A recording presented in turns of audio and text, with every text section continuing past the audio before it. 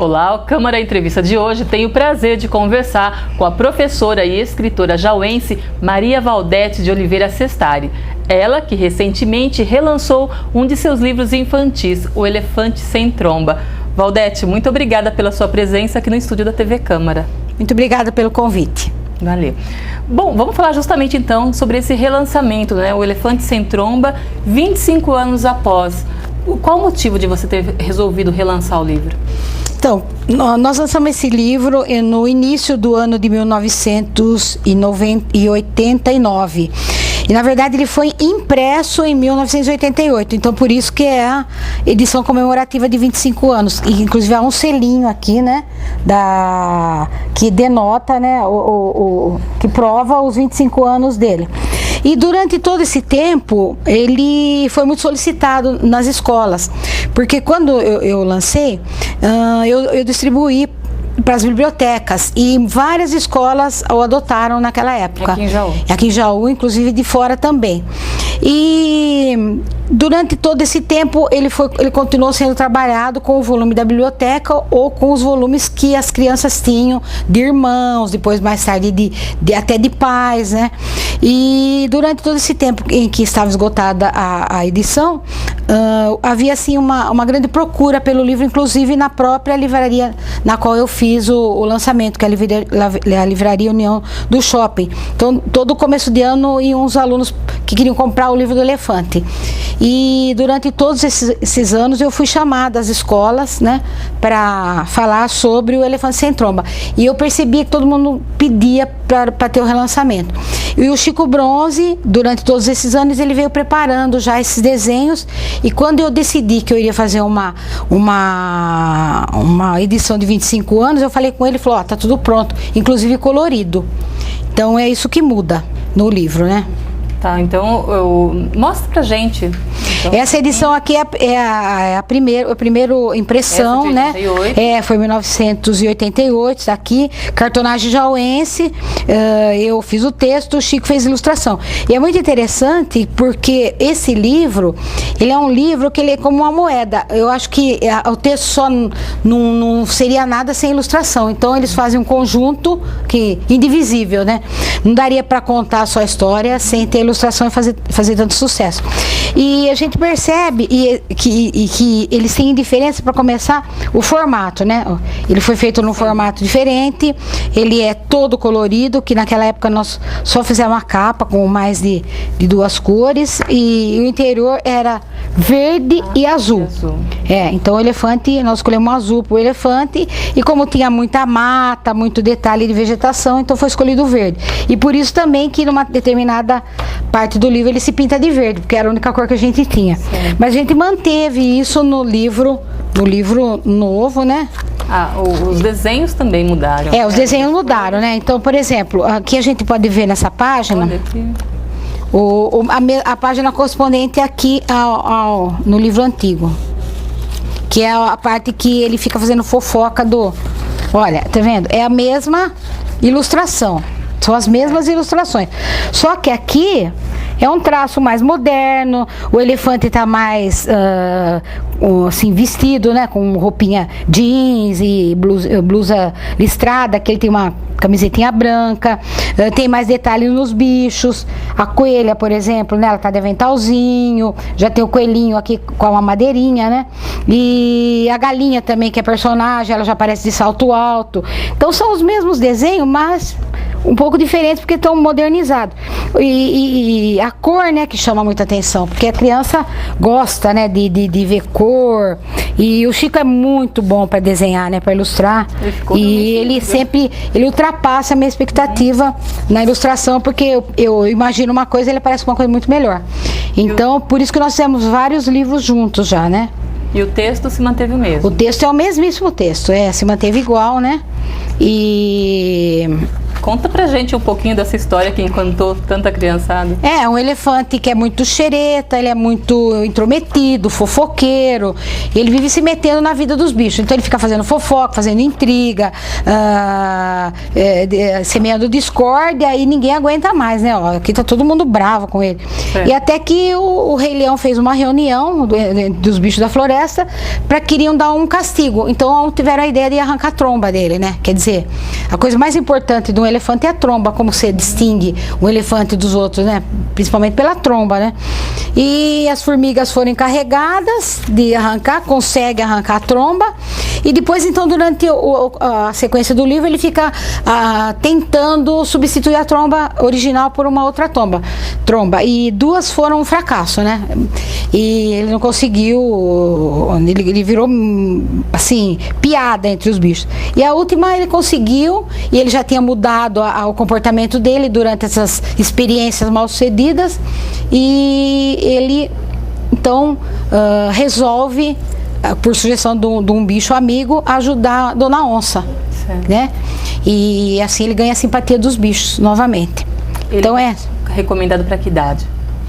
Olha, eu recomendo a partir da criança que está já na escola, né, até antes, né, tenho pessoas que compraram o livro que estão contando para criança de 2, 3 anos, vai contando devagarinho, né, e quando a criança começar a ler, então ela vai se entusiasmar mais, né, porque ela vai conseguir ela mesma destrinchar a história. E serve para qualquer idade, porque aqui no fundo tem muita lição, né. Seu livro, todas as minhas histórias, ela tem por trás uma lição de amizade, solidariedade, né? Então, ela agrada sempre, essa história. Bom, você falou que na época ele foi adotado nas escolas, né? Várias escolas adotaram. É que aconteça a mesma coisa agora com o relançamento? Eu espero. Tem algumas escolas que já disseram que vão adotar no ano que vem, né? Porque meus outros livros, tem 2 livros meus que foram adotados por várias escolas aqui. Então, os alunos trabalham com os livros e depois eu vou conversar com eles, né? Então, eles têm contato comigo, então eles fazem perguntas e o que eles acharam. Eu gosto muito dessa volta, desse feedback, né, que eu tenho dos alunos, porque alguns conseguem detectar algumas coisas que eu deixo por baixo. Então eles conseguem perceber, né? Eles conseguem perceber bem. Então eles são mais perto do que a gente pensa. E o que é para uma escritora, para uma professora ouvir uma criança de repente lendo o seu livro? Acho que é a melhor parte. Porque você percebe, e como a criança não mente, então você olha no olho dela, você vê que o que ela está falando é verdade. Então eles gostam das minhas histórias, porque todas as histórias têm alguma coisa de humor. Sempre tem muito alegre, muito humor, muito bicho. Criança gosta de bicho. Você pode perguntar para qualquer criança que ela gosta, se ela gostaria de ter um bicho. Eu acho que eu nunca encontrei nenhuma que diga não, que eu não quero ter um bicho. Então eles se identificam muito, né? E eu acho assim que os personagens, alguns são engraçados, outros são mais bravos, né? E isso eu acho que agrada muito. E eles falam: a gente gostou, você não vai fazer continuação? Vou pensar, né? Mas então você percebe que eles gostam bastante. E eles falam às vezes: a gente queria só ler livro assim gostoso. Então para mim é uma satisfação, né? Porque quando eu escrevo, eu penso neles, mas não é assim com a intensidade que eles me devolvem. Tá certo. Bom, você acabou de relançar esse livro, mas eu estou sabendo que as crianças, os adultos também já estão pedindo a continuidade dele. Porque tem muita gente que não se conforma dele ter ficado sem a tromba, né? Então vieram me pedir: você não vai continuar, coitadinho do elefante e tal. Falei: bom, eu vou pensar. Se o Chico fizer a ilustração, porque só tem que ser com ele, né? E apesar que ele é muito ocupado no comércio de Jaú, se ele fizer a ilustração, eu vou pensar na sequência. Então a gente já pode contar com a continuidade do Elefante Sem Tromba. Vamos ver, né? Daqui, sei lá quanto tempo, né? Se o Chico topar, que eu falei. Aqui só que é uma parceria, né? Chico, depende de você, Chico. Chico Bronze, é isso? Chico Bronze, que eu conheço desde que ele era pequenininho, foi meu aluno na 5ª série, sempre foi muito criativo, muito, assim, parece que adivinha o que eu penso, faz melhor, né? A gente começou a trabalhar junto. O trabalho belíssimo. Em 85 nós começamos a trabalhar junto no comércio de Jaú, que ele era ele fazia o Jaúzinho, e eu solicitei para eles se eu poderia fazer uma coluna de língua portuguesa lúdica, né? Então era o Desenrolando a Língua. E ele fez, inclusive o logo era uma rã com a língua comprida pegando um mosquitinho, né? Então desenrolando a língua. Depois parece que tinha uma outra também que era uma criança com uma língua de sogra, né? Então ficou muito bacana. Aí a gente começou a trabalhar junto e nunca mais parou. É bem criativo mesmo. É. A tiragem do livro. Essa 1000 livros eu fiz na gráfica Publicolor aqui de Jaú mesmo, um trabalho muito bom, né? A capa, todo mundo elogiou muito a parte gráfica do livro, que eu também gostei bastante, ficou bem. Você arcou totalmente com o livro ou houve algum tipo de parceria? Não tenho parceria. Eu falo que a editora é a editora Bolsa. Eu falo, que bolsa? O meu. Eu invisto nisso, né? Mas você está feliz, né? Eu tô contente, lógico, né? Eu invisto nisso porque eu acho que vale a pena, né? Como dizia, tudo vale a pena se a alma não é pequena, então... Com certeza vale. Vale muito a Odete, mas vamos falar desses outros livros também. Você tem, além desses 2, né, do relançamento, outros 3. Eu tenho mais 3 livros. Então, em que época que esses outros 3 foram escritos? Esse aqui foi... Na década de 90 eu lancei esse aqui, Super Quadriléu, né? Que é a história de um menino chamado Leonardo, que ele é muito criativo, ele é aventureiro, ele é amoroso, ele é, assim, apaixonado. E essa história surgiu por causa de um aluno meu, que chama Leonardo Morelli. Ele foi meu aluno e ele era muito criativo. Então, às vezes, quando eu ia fazer chamada, eu falava, chegava no número dele, ele estava sempre atento e ele pegava muitas coisas que eu fazia, sabe? Pegava no ar, assim. Então, eu chamava de Leopoldo, ele respondia. Então, eu chamava Leonardo, ele respondia. Leonildo, Leopardo, Leucrécio, inventava, não, e ele respondia. E um dia eles estavam fazendo uma atividade para mim na última aula e eu fiquei sentado olhando e eu falei, vou inventar uma história do Léo. E dei a hora assim o nome, Super Quadriléu. Então o menino que mexia muito com o computador, porque ele mexia, ele era um menino acho que de 6ª ou 7ª série, ele entendia a barbaridade de computador. E o Léo, um dia ele está na frente do computador e veio uma tempestade, né?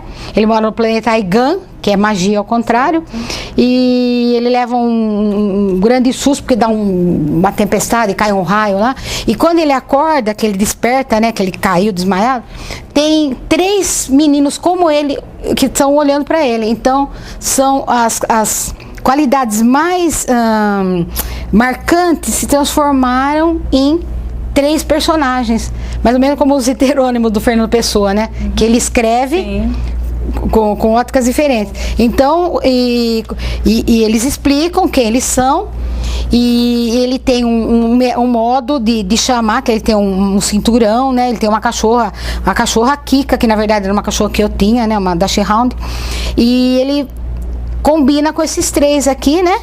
Que quando ele for fazer alguma ação, que ele é muito aventureiro, que precisar de algum deles, então ele chama. Então eu criei mais 3 histórias, né? 3 capítulos, mais 3 histórias, e ele uma hora chama o Leonardo, que ele chama o Leopoldo, o Leonildo e o Leopardo, né? Poxa. E é muito legal. Eu gosto muito porque tem muita ação, né? É o público adolescente. É meio adolescente não, eu acho assim mais de 2º, 3º, 4º, 5º ano que eles gostam muito. Mas adulto também lê e gosta.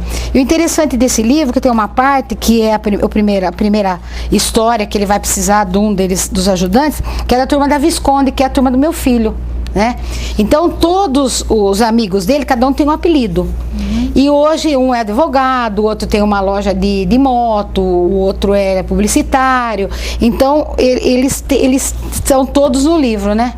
Essas histórias você busca no seu cotidiano? Busco no meu cotidiano. Na sua experiência de professora, com as crianças, na família, como que é? Então, porque eu sempre gostei de ler gibi, né? Eu lia muito gibi quando eu era pequena, e eu gosto assim do aspecto dinâmico do gibi, que tudo acontece rapidamente, né? E eu lia também bastante quando eu era menina. Meu pai comprava muito almanaque pra gente, né? Tinha almanaque Tiquinho, e comprava, assim, almanaques que tinham depois coisas pra você fazer em casa. A gente fazia, aprendeu a fazer florzinha, balãozinho. Então, essa coisa, assim, bem rápida, porque a criança não gosta de nada que é muito longo, né? Texto longo, nada. Então, a partir de observar também isso nos meus alunos, né? O tipo de literatura que eles gostavam, então eu parti assim para literatura infantil, colocando muito humor no texto e muitas situações inusitadas, insólitas até. Sim. Mas elas são totalmente críveis, né? Então elas são coisas que podem acontecer, né? Então esse aqui é o Super Quadrilhão. Depois veio esse aqui, que esse aqui foi ideia da minha filha, que é um livro também que o Chico fez a ilustração. Eu gosto muito desse livro, porque ele tá perfeito na parte de design, na parte de diagramação, os desenhos. E nós fizemos assim, exatamente, porque é um livro que minha filha queria resgatar aquele costume que tinha antigamente de a criança ficar acompanhando a mãe na cozinha, tanto o menino quanto a menina. E ela percebeu, porque nós ficávamos muito, eu, ela, meu filho ajudava. A ideia desse livro foi da sua filha? Foi da minha filha. Então ela falou, mãe, vamos escrever um livro? Eu falei, vamos, como seria? Ela falou, eu faço a receita, você faz a historinha, porque ela é chefe de cozinha, né? Hoje ela é chefe de cozinha. Então, algumas histórias eu tinha, porque eu escrevia para um jornal de Igaraçu do Tietê, então eu tinha algumas histórias, eu fui adaptando, e outras eu criei a partir do que ela me pediu, porque todas as histórias ou tem um ingrediente ou tem alguma coisa a ver com a receita que ela faz. Por exemplo, o feijão e o grão de bico. Então depois aqui ela ensina a fazer sopa de feijão. Olha. Entendeu? Depois, por exemplo, tem a história do Chapeuzinho Vermelho Internauta. Então tem o hambúrguer do lobo, né? Então tudo tem a ver. E aqui ficou muito bacana, porque esse livro tem a apresentação de uma chefe famosíssima do Brasil, que é a Renata Browne. Ela tem também, esse livro tem também alguns aspectos assim educativos na parte de gastronomia, né? Que são as medidas. Vocês vão ver aqui. As medidas, então aqui tem as historinhas e aqui as receitas, né? As tabelas, tá vendo? Cuidado na cozinha, porque como ele é um livro para criança, então tem que ter muito esse cuidado. E o vocabulário, o que é assar, bater, né? Esse é o livro para meninas ou os meninos também gostam? Para meninas e meninos, e para adultos também, que eu tenho bastante gente que comprou esse livro. E esse livro aqui, ele ficou muito bacana, né? Porque o intuito da minha filha era assim. Eles fazem a receita junto com a mãe, porque aqui tem a receita, tem o que vai, né? Para você executar a receita, o que o adulto faz, né? E depois uma dica cultural, uma curiosidade sempre. Então, a gente alguma criança já falou para você, olha, Val, aquela receita que você colocou lá, eu já testei com a minha mãe? Muita gente, muita gente. Tem muita gente que fez, bastante. Inclusive um shopping lá de Brasília, ele comprou 100 uma vez no Dia das Crianças. Minha filha foi dar um workshop e eles distribuíram para as crianças. Então elas fizeram lá um doce, né? E depois elas ganharam o livro. Porque aqui, ó, o intuito da minha filha, como eu estava dizendo, é que enquanto a receita está sendo feita ou está sendo assada, a criança pinte o livro. Então ele foi feito num papel especial, né? Um papel mais grosso, né? E só com contorno também. E o nosso elefante era para também ter saído assim. Mas quando eu vi a impressão colorida, que eles fizeram uma prova para mim, e em preto e branco assim, eu não tive dúvida que eu optei pela colorida, né? Então, e o interessante desse livro é que ele resgata realmente o contato dos pais, né? E ele foi muito bem vendido, tanto que ele está esgotado. Então, talvez, minha filha até falou outro dia, mãe, acho que a gente precisava imprimir de novo o livro, né? Porque foi muito bem aceito. Ele foi indicação da revista Gula para presente de Dia da Criança. Olha. Ele apareceu uma vez num programa de televisão que a TV Record foi fazer em Brasília. Ele apareceu, esse livro. E que época que você escreveu? Esse aqui foi 2005, que eu lancei em Brasília esse livro. Porque minha filha trabalhava lá, porque quando ele foi feito, ela veio para São Paulo, nós fomos para lá para fazer uma pesquisa na FENAC, ver se tinha alguma coisa desse estilo, desse tipo. Não tinha nada. Tinha alguns, mas eram assim um pouquinho diferentes. Então nós fizemos assim com certeza. Eu entrei com ele para o Prêmio Jabuti, porque ele tem todos os requisitos, né? Inclusive todos os meus livros são todos registrados na Biblioteca Nacional, ficha catalográfica, né? E ele foi muito bem aceito. E depois eu escrevi esse livro aqui, que é o Um Cão do Outro Mundo. Aí já em que época? Esse aqui foi lançado em 2011, dia 1º de dezembro de 2011, que é uma história que eu escrevi praticamente em 15 dias, durante o mês de julho. Esses outros livros foram rápidos assim também? O elefante também foi rápido porque nasceu na praia. Foi em 1981. A gente foi pra praia lá na Vila Jaú de Mongaguá e a gente não tinha o que fazer à noite e nós sentávamos na varanda e um primo que é muito criativo, hoje ele é artista plástico em São Paulo, faz peças, faz cenários. Ele falou: Val, inventa uma história bem louca. Eu fiquei pensando. Daí saiu assim sem querer, o elefante sem tromba. Tá. E daí para inventar a história. Daí eu fui inventando, escrevi a primeira parte, no dia seguinte, conta a história do elefante sem novo. De novo. Daí escrevi, daí chegou em casa, ficou guardado de 81 até 88. Tá. Daí o professor Elcio Fernandes, que era meu colega lá na faculdade, até faço uma homenagem para ele no relançamento, né? E ele corrigiu, achou que a história era muito boa. Ele falou: pode fazer. Ele era professor de literatura, uma pessoa assim, um gênio, uma pessoa muito especial. Então eu fiz. Então esse aqui também ficou escrito durante muito tempo. Você deixou guardado? 7, 8 anos. Publicar. Daí daí a hora que eu resolvi terminar, terminei, né? E lancei. Esse aqui eu lancei lá em Dois Córregos e esse também, na Gráfica Mangini. Daí eu fui eu não me lembro que ano foi. Eu fui na casa da minha irmã, meus sobrinhos foram junto e levaram os bichinhos que eles colecionavam. Quando eles compravam o lanche, eles ganhavam os bichinhos. E nós estávamos sentados na varanda da casa dela esperando o almoço e eles começaram a jogar os bichinhos pra cima, né? Daí eu falei: já pensou se um desses bichinhos voasse? Então. Eu falei: então, daí inventei na hora, assim, saiu, né? Um cão que voava. E eu comecei a história. Chegou em jogo, eu sentei no computador. Isso foi no começo de julho. Em 15 dias o livro estava pronto. E o interessante aqui é que tem uma porção de personagens que eu dei o nome, que são de pessoas que existem. Esse não é ilustrado? Não, esse não. Esse também o Chico não pôde fazer na época porque ele estava muito ocupado, e o Rick Volpato fez. As capas ficou muito boa. Gostei muito também da contracapa, que é o cachorrinho, né? Porque ele é um cachorro de outro mundo. Então ele tá olhando, né? Que de vez em quando ele faz isso no livro. Ele fica, na história, ele fica olhando pro céu, imaginando de onde ele teria vindo, né? Daí eu convidei minha filha, que ela já era casada, e meu genro para fazer umas receitas que estão aqui no fim. Porque tem alguns eventos de gastronômicos aqui no livro, né? Porque é uma turma de gatos, né? Que fica amiga desse cachorro. Ele tem muitos superpoderes e ele usa todos para ajudar os outros bichos. E numa fazenda, que chama Fazenda Guarantã, que é o nome da fazenda do meu sogro, que era, né? Então eu pus uma homenagem a ele. Tem o bicho, então tem o papagaio Lico, que é o Lico Bortolai, que é o amigo do meu filho, né? Tem muita história sua nesses seus livros.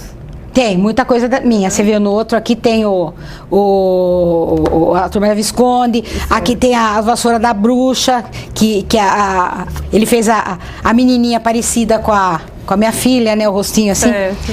Então, daí tem o Porco Abel também, que é um amigo do meu filho. Tem a Capivara Rafinha, que também é um amigo do meu filho. Tem a Capivara Juju, que é, né? Tem o Pepe também, que é o apelido do meu filho quando ele era menino. Então tem a turma aqui. E tem umas tiradas muito engraçadas nesse livro. Então a criançada adorou. Ele foi adotado por várias escolas. Em Jaú? Em Jaú.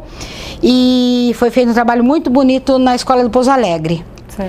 Porque a professora de português de uma das séries da escola de Pouso Alegre, ela tem uma filha que estuda numa escola que o livro foi adotado, que é o Porto Alvorada, que é uma das escolas, né? Que o Zuperri também adotou. E ela leu o livro, ela foi minha aluna na faculdade, e ela ficou tão assim entusiasmada com o livro que ela conversou com a filha se os amigos da classe não emprestariam os livros para levar para Pouso Alegre. Então eles emprestaram, a classe emprestou. Então ela levou os livros, eles leram, eu fui lá falar com eles. Foi um dia assim de maior emoção para mim, de ver assim como eles ficaram contentes, né? Tanto com o livro como com a presença. Então assim, tem me dado muita alegria o meu livro, né? Esse meu livro, e tanto quanto os outros. E quando você para escrever uma história, quem que está escrevendo? É uma criança que está escrevendo? É a mãe? É a professora? Acho que junta tudo. Acho que junta tudo, porque como professora eu percebia nos alunos o tipo de texto que eles gostavam. Certo. Tanto que eu fiz muitos projetos com eles, que saíram inclusive em revistas especializadas, né? E eles conseguiam criar coisas assim que me surpreendiam. Tá a mãe, a educadora, que tenta passar através dos textos, através do humor e da criatividade, assim, alguns preceitos de solidariedade, de amizade, de confiança, de aceitação do próximo como ele é. Porque o cachorro, ele não tinha bigodes, então ele ficava esquisito. Certo. E mesmo assim ele foi aceito, né? Como um cachorro normal, ninguém ficou reparando que ele tinha um defeito. Então a aceitação do outro como ele é. Tanto os defeitos físicos quanto psicológicos, né?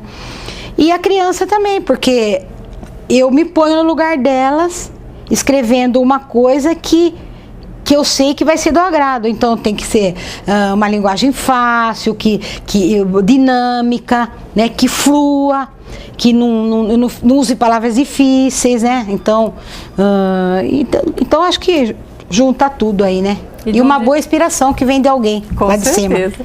E de onde vem aí essa sua identificação com a literatura infantil?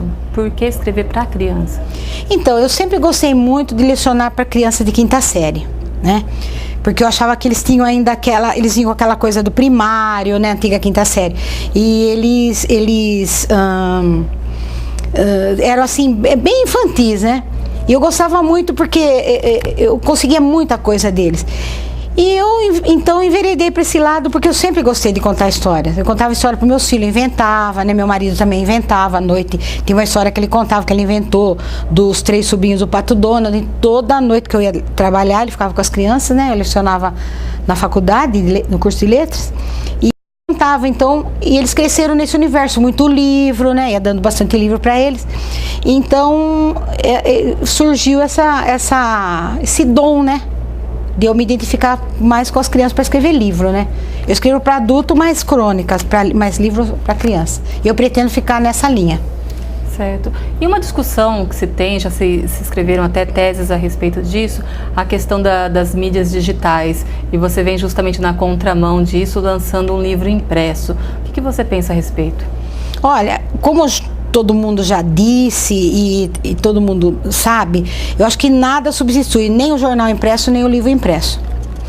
Então, eu acho que é o prazer de você manusear, o prazer de você voltar, né, e ver, pegar, poder rabiscar, poder grifar.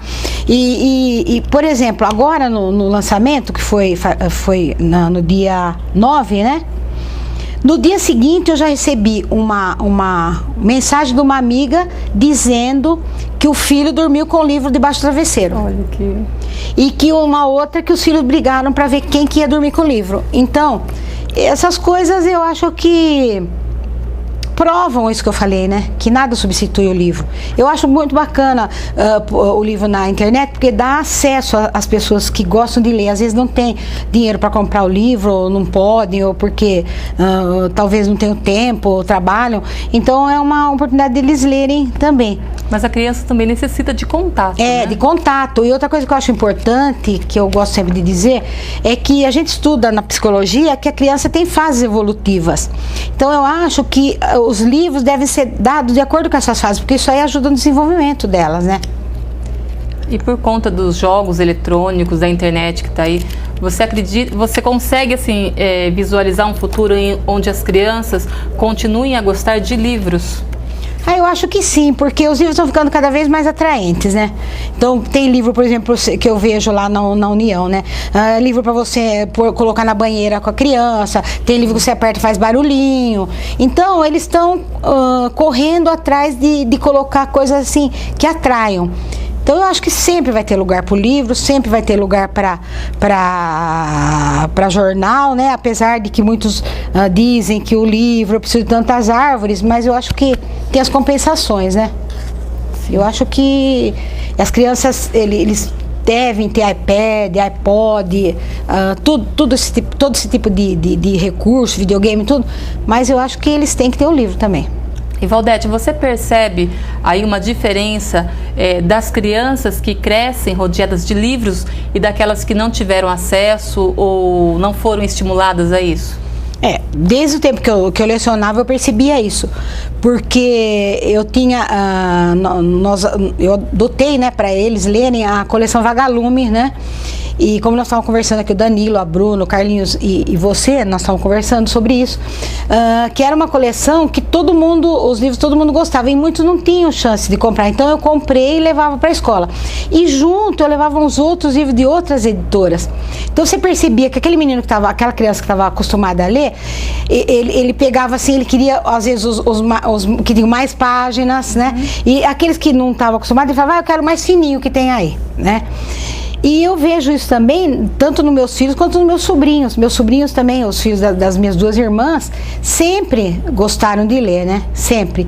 Então, tem a minha sobrinha Érica, que eu me lembro que ela tinha o quê? 10, 11 anos, ela viu A Casa das Sete Mulheres, porque desde que ela nasceu, ela sempre, minha irmã é professora, é doutora na Universidade de São Carlos, ela sempre deu livro para eles lerem, e minha outra irmã também, Valdeli. Então eles são muito criativos, assim, são crianças diferentes, dá para perceber, inclusive na produção do texto. Certo. Porque quem lê mais, sabe mais, escreve melhor, né?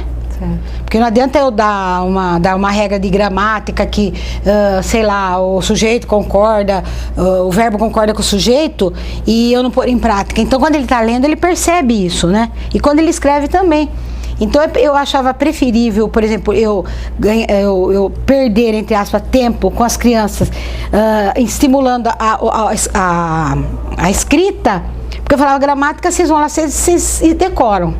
Agora, a escrita, se não tiver uma pessoa incentivando, motivando junto, né? E eles não conseguem escrever sozinhos. Isso você percebe também pela quantidade de leitura que a criança faz.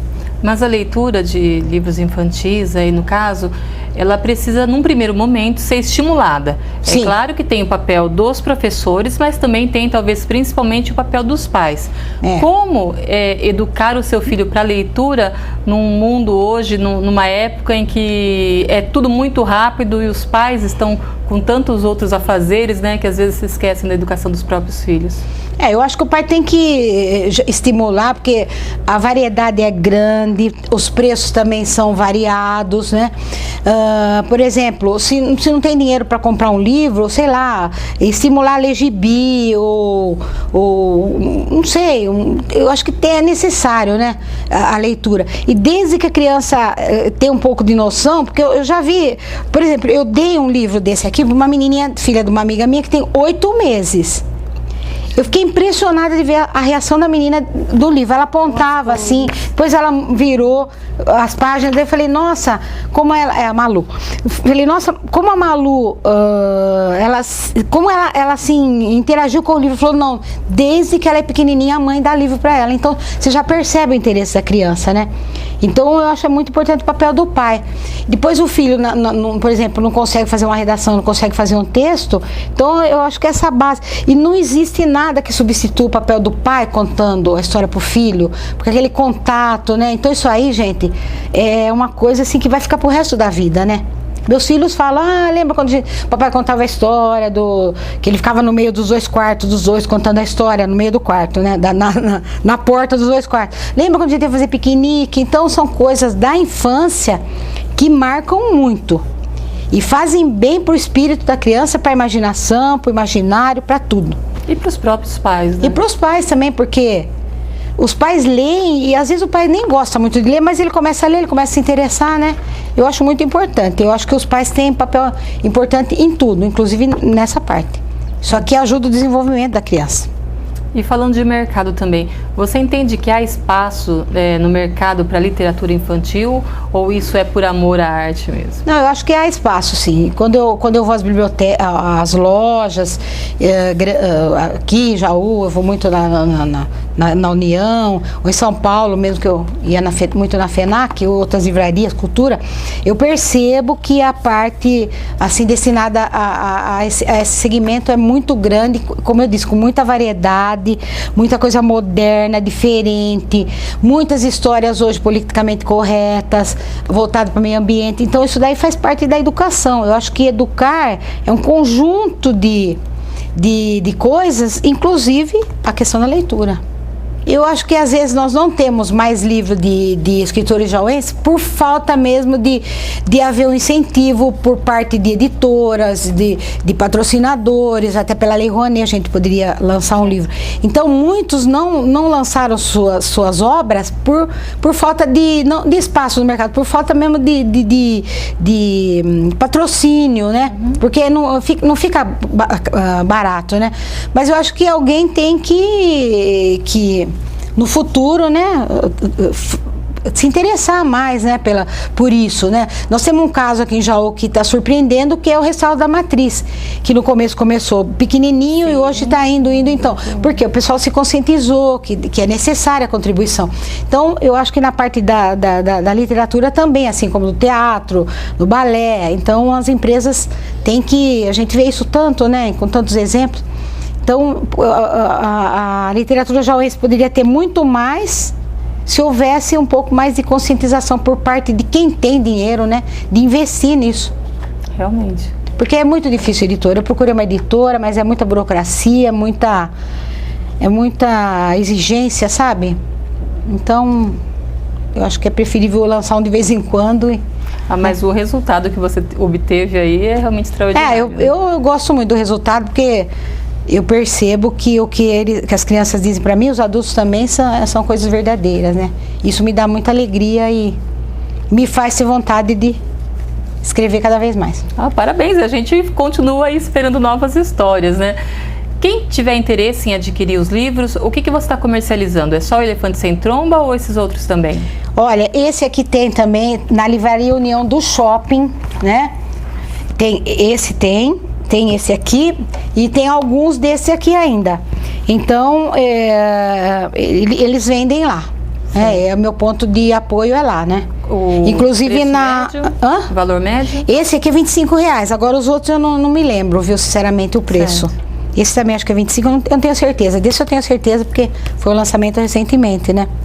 E quem comprou um livro no dia do lançamento colaborou com o Asilo São Lourenço, né? Tá que uma parte da renda já vou destinar para eles lá. Então, além de contribuir para a cultura do filho, ainda contribuiu para o bem-estar dos velhinhos. Nossa, muito bom mesmo. Agradecer mais uma vez, então, a sua participação, Valdete. Muito obrigada por toda a contribuição aí que você tem dado para a literatura brasileira, para a literatura jauense e especialmente para as nossas crianças, né? Tão carentes desse tipo de incentivo. E muito obrigada pelo convite. E eu digo assim que para mim também é uma satisfação muito grande, porque a criança, ele entra em contato com o autor. Porque a gente percebe quando conversa com a criança que eles pensam que o autor é um ser do outro mundo. Tanto que tem uma menininha, né, que é neta de uma vizinha minha, e a tia levou para o lançamento porque ela falou que ela queria conhecer a autora. Mas eu sempre converso com ela, com a Lorena, né? Então eu sempre converso com a Lorena. Mas ela acho que não ligou, sabe, a coisa. Então ela falou pra tia, eu quero ir conhecer a autora. Quando chegou, ela falou, Lorena. Eu falei, Lorena, eu sou a autora. Então ela abriu um sorrisão, né? Então é muito bacana isso, que então eles veem que o escritor é um ser palpável, é um ser real, que vive como eles, né? Que tem um cachorro, que tem tudo que eles têm, né? Então isso é muito bacana, muito mesmo. E só quem faz esse tipo de trabalho que pode saber a satisfação que dá. E como que faz para entrar em contato com a Valdete Sestari? No livro tem aqui meu e-mail, tem meu telefone, né? E Facebook também? Facebook, né? Que eu sou facebookeira. Então olha aqui, ó, tem o telefone, tem o e-mail e tem o Facebook, tá? Tá certo, então. Então, tá os meios antigos e os modernos, né? O telefone, o e-mail e o Facebook. Então, mais uma vez, muito obrigada. Obrigada a vocês de ter me convidado novamente e estou a dispor sempre. E a gente está aqui disposto a ir mais uma entrevista com um próximo lançamento, por favor. Sim, quando eu lançar ou relançar algum dos outros, eu aviso vocês, tá? Tá ok, então. Muito obrigada e o livro está à disposição para as crianças de Jaú e região. E vale a pena realmente, né? A gente também vai agradecendo a sua audiência, a sua companhia, você que nos acompanha pelo canal 99 da NET, também pela NET Digital, canal 10 e ainda em canal aberto pelo 61.4. Muito obrigada.